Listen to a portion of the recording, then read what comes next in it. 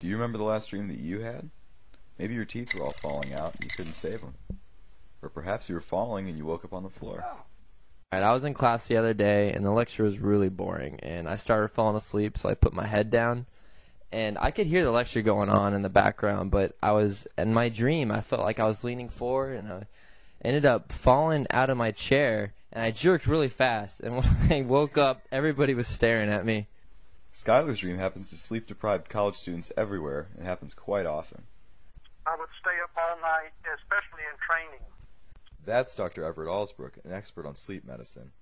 According to Alsbrook, there's a very specific structure to our sleep.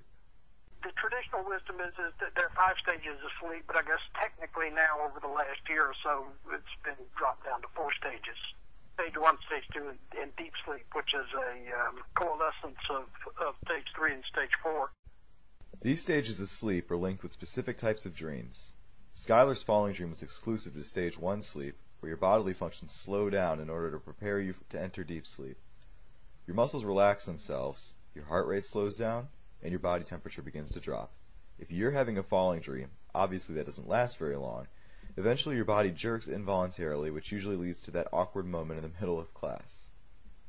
It's usually what happens in the class after a student pulls an all-nighter to cram for a math test or to catch up on 7 chapters of marine systems. But are those all-nighters bad for you? Basically, it's not healthy for you, but people do what they're going to do. If you're a college student, you need to make sure you're finding a way to get your 8 or 9 hours every night. You'll have more energy and you'll be in better health. Your goal should be to make it to Stage 4 sleep, which is where the majority of dreaming happens. Let's hear from Kevin, a student who clearly got his 8 hours.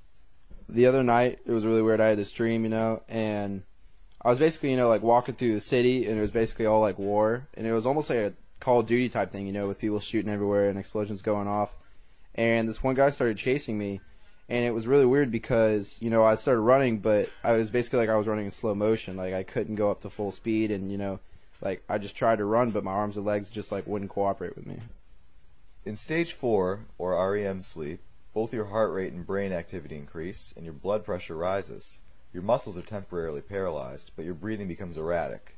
It starts anywhere from 90 to 100 minutes after the body achieves complete sleep.